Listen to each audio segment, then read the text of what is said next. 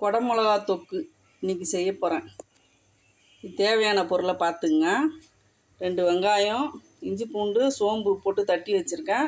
கருவேப்பிலை, கொத்தமல்லி, தக்காளி, மஞ்சத்தூள், அப்புறம் ஒரு 2 டீஸ்பூன் மிளகாத்தூள், கொஞ்சம் உப்பு. இவ்வளோ தான் மொத்தமே தேவைப்பட்ட ஐட்டம்.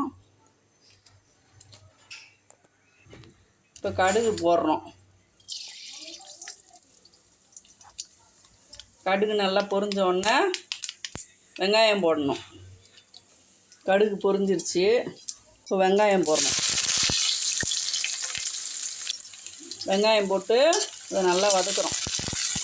இது ஒரு எறாத்தொக்கு ஸ்டைலில் செய்வேன் நான். ரொம்ப டேஸ்ட்டாக இருக்கும். சாப்பாட்டில் போட்டு அப்படியே பரட்டிகிட்டே சாப்பிட்லாம். எறாத்தொக்கு மாதிரியே தான் இருக்கும், ஆனால் எறாத்தொக்கு கிடையாது. குடமிளகா தொக்கு நல்லா பொன்னிறமாக வறுத்துக்க வேண்டியது தான் சாப்பிட்டா. அப்புறம் நான் ஒரு 1/2 கிலோ குடமிளகா வாங்கினேன். 4 குடமிளகா வந்துச்சு. அதை நல்லா பொடியாக அரிஞ்சு வச்சுக்கிறேன் கழுவிட்டு. அடுத்து கருவேப்பிலை போடுவோம். கருவேப்பிலை எண்ணெயில் போட்டு பொரிஞ்சால் தான் நல்லா ஸ்மெல்லு சூப்பராக இருக்கும். பொரிஞ்ச பிறகு இஞ்சி பூண்டு பேஸ்ட்டு போடணும்.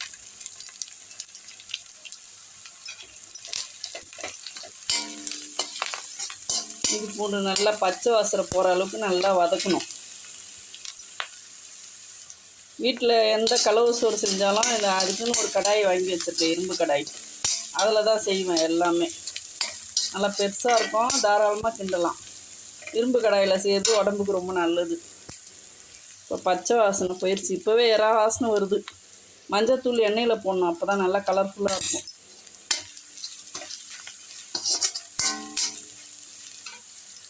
அடுத்து தக்காளி போடணும். தக்காளி போட்டாச்சு.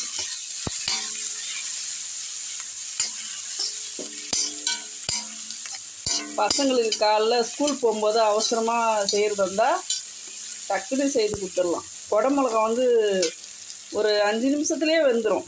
அதனால் டக்குன்னு வேலை ஆகிடும். உப்பு இதிலே போட்டோம்னா சீக்கிரம் வதங்கிடும் வெங்காயம். நீங்கள் எவ்வளோ சாப்பாடு கிண்டுறீங்களோ அதுக்கேற்ற மாதிரி உப்பு போட்டுருங்க. நான் ஏதாச்சும் ஒரு பயிர் தினம் முளை கட்டின பயிர் யூஸ் பண்ணுவேன் சமையலுக்கு, ஹெல்த்தியாக செய்யணும்னு சொல்லிட்டு. இன்றைக்கி பச்சை பயிர் ஊற வச்சுருக்கேன். இது இந்த கலவை சோறுக்கு அந்த தொக்குல நான் போட்டுருவேன். எப்படி செய்கிறேன் பாருங்கள். ஒரு கைப்பிடி அளவு ஊற வச்சா போதும். பசங்களுக்கு ரொம்ப ஹெல்த்தாக சாப்பாடு கொடுக்கலாம்.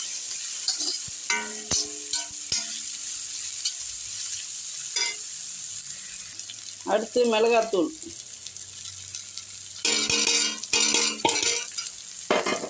2 டீஸ்பூன் அளவு தான். உங்களுக்கு காரத்துக்கு ஏற்ற மாதிரி போட்டுங்க. நான் பத்தலைன்னா இன்னொரு ஸ்பூன் கூட போடுவேன்.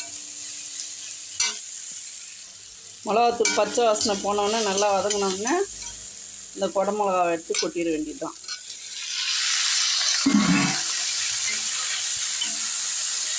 பார்க்க எவ்வளோ இருக்குது பாருங்கள். வதங்கினோடனே தவுண்டாயிடும்.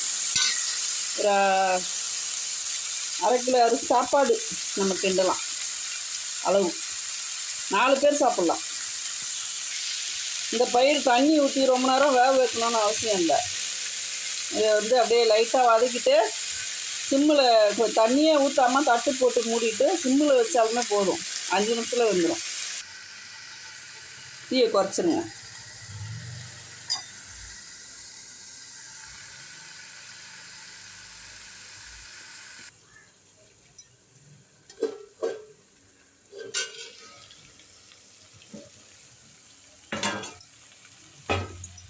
நல்லா வதங்கிடுச்சு. ஒரு 5 நிமிஷத்துலேயே அவ்வளோ நல்லா வதங்கிடுச்சு. ஒரு 3 நிமிஷம். நான் சாதம் உதிரியாக வடித்து ஆற வச்சுருக்கேன். நல்லா இதை போட்டு கிண்டிடுவேன். கொத்தமல்லி போட்டு. முளை கட்டிய பயிருன்றதுனால அதிகமாக வேக்காடு கொடுக்கக்கூடாது. 3/4 பாயில் இருந்தால் போதும். ரெடியாக. இப்போ கொத்தமல்லி போட்டாச்சு, சாப்பாடு போட்டாச்சு.